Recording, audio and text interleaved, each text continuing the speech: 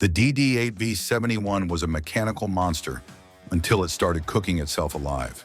That's right, this diesel legend ran so hot it burned through its own legacy. But if it was such a failure, why do people still defend it like it's sacred? Stick around, because by the end of this video, your entire opinion on the 8V71 might just flip upside down.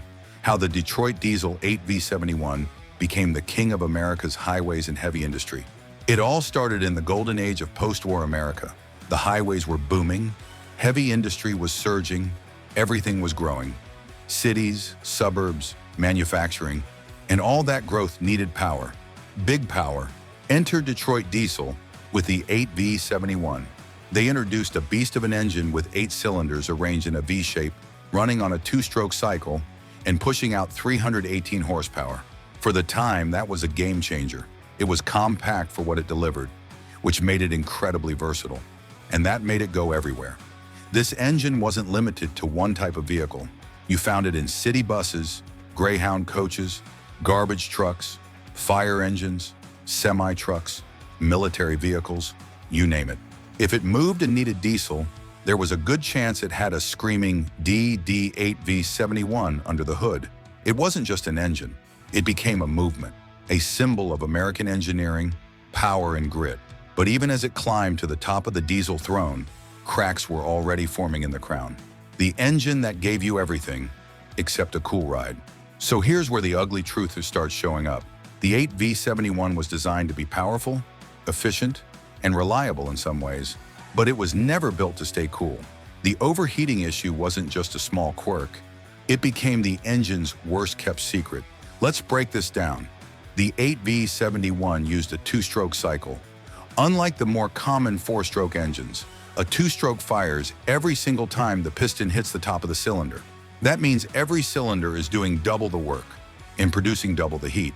Now imagine putting that inside a tightly packed engine bay in the middle of a long-haul rig, rolling across Arizona in August.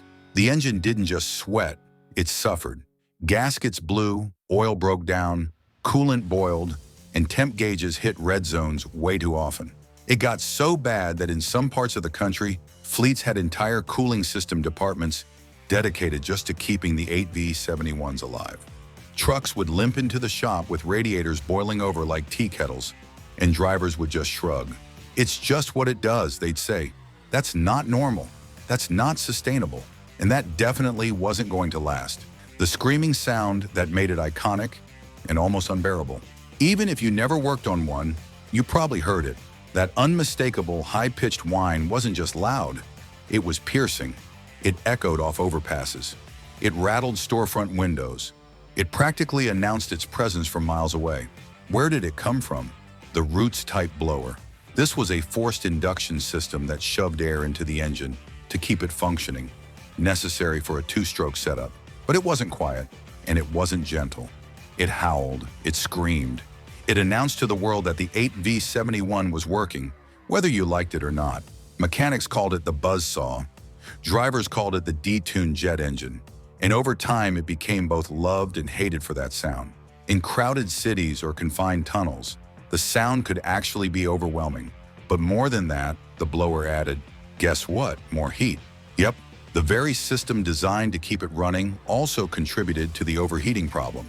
That, combined with poor airflow in many truck designs of the era, meant that a simple cross-country trip could push the 8V71 into the danger zone before lunchtime. It wasn't just screaming out of pride. That noise, it was a cry for help. Life on the road with an 8V71 was hot, loud, and full of surprises. Let's talk about the drivers, the people who actually lived with these machines. In the beginning, many of them swore by the DD8V71. It had torque. It pulled hard from a stop. It didn't bog down easily. In cold weather, it fired up better than a lot of its competitors. It was a workhorse. But that honeymoon phase didn't last long. After a few breakdowns, some scary temperature spikes, and more than one ruined road trip, the engine's reputation started to shift. Guys on the CB radio would joke about carrying extra head gaskets in the glove box. Mechanics started ordering parts in bulk. Fleet managers began scheduling cool-down stops into their long hauls. It got to the point where running an 8V71 meant accepting a certain level of chaos. You had to monitor your gauges constantly, carry tools, watch the weather. If the air temp went over 90 degrees, you were sweating bullets, not because of the heat outside, but because you knew the heat inside that engine could ruin your day. This wasn't just a quirk anymore. This was a design flaw, a flaw people had to live with every single day. Band-aid fixes, homebrew hacks, and why none of it worked. Long-term Detroit Diesel wasn't blind to the complaints. They tried to help. They really did. They issued upgraded cooling systems, improved head gasket materials, released service bulletins for installation techniques. There were even aftermarket companies that offered cooling kits with bigger fans, improved radiators, and oil coolers. But the truth was brutal. None of it really solved the core problem. The engine ran hot because it was built to run hot. The only real solution would have been a complete redesign, and that wasn't on the table. So people got creative. You had owners installing industrial fans straight from agricultural equipment. Radiator flushes became part of the weekly ritual. Mechanics rewired thermostats, bypassed sensors, and even cut extra vents into hoods just to keep the airflow moving. In the end, it was like putting a bandage on a volcano. It might work for a while. Absolutely. Here's a new 400-word subheading that's fresh, relevant, and not covered in your existing script. This section focuses on a fascinating but under-discussed part of the DD8V71 story. Its bizarre success in marine applications, where the overheating problems were far less common, and why. How the engine that struggled on roads thrived on water. Here's the part that'll surprise you.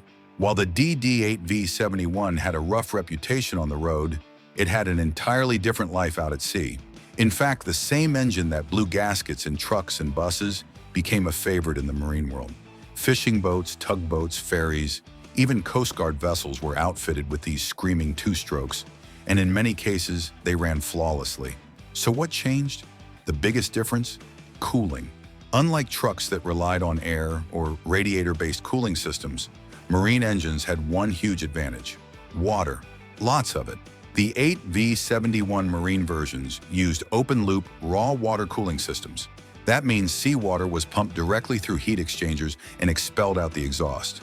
It provided a constant, endless supply of cold water that was far more effective at controlling temperature than traditional radiators ever could be. And guess what? That solved one of the engine's biggest weaknesses. The same motor that was infamous for overheating on land became remarkably stable in boats. Mechanics who worked on both marine and land-based 8V71s often said the difference was night and day. But it wasn't just about cooling. Boats don't face the same stop-start conditions or steep climbs that stress engines and trucks. Instead, they run at a steady RPM for hours, conditions where the 8V71 actually excelled. Its high-revving nature and two-stroke power delivery worked beautifully with marine transmissions. This led to a kind of split legacy. On land, it was called unreliable. At sea, it was called bulletproof. There are tugboats today, built in the 70s, still running original 8V71s and still screaming proudly into the morning mist. It's a bizarre twist in the story of an engine known for burning itself out. The one place it found peace was out on the water. The death of a diesel icon and why it refused to stay dead. Eventually, the world moved on. Technology got better. Four-stroke engines started dominating the market. Emissions regulations came into play. Noise ordinances clamped down. People wanted cleaner, quieter, more efficient machines. Detroit Diesel responded with the Series 60, a masterpiece of modern diesel design, electronic controls, superior fuel economy, cooler operating temperatures, everything the 8V71 wasn't. The old two-stroke screamer was retired, slowly, quietly, with a sigh of relief from mechanics everywhere. And yet, here we are, decades later, still talking about it, still hearing it at truck shows, still watching videos of perfectly restored 8V71s roaring back to life on YouTube. Why? Because despite its flaws, despite the overheating, the screaming, and the maintenance nightmares, this engine was unforgettable. It symbolized a raw, unfiltered era of trucking and diesel power. A time before computers took over. A time when you felt connected to your machine in a way that just doesn't exist anymore. It was real, and it left a mark. So, was the DD8V71 a glorious engine or a glorified disaster? Let's not sugarcoat it. Yes, the Detroit diesel 8V71 had issues. Big ones. It ran hot enough to melt your wallet, it screamed loud enough to scare livestock, it ate gaskets like candy, and it demanded constant attention. But at the same time, it delivered. It powered through the worst terrain. It ran in brutal winters. It pulled massive loads. It launched thousands of careers and built entire industries. It was flawed, but it was also brilliant. It was a bold, noisy, powerful experiment in engineering, and for a while it worked. So was it a horrifying mistake? Or was it simply too ahead of its time, built with more guts than grace?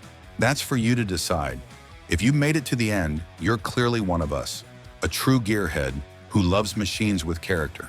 If you enjoyed this deep dive into one of the most controversial diesel engines ever made, go ahead and hit that subscribe button, smash the like, and tell us in the comments, did you ever drive or ride in a vehicle powered by a DD8V71? What's the wildest overheating story you've heard or experienced? And don't go anywhere, because we're going to be diving into similar interesting topics soon. You won't want to miss out. Thanks for watching.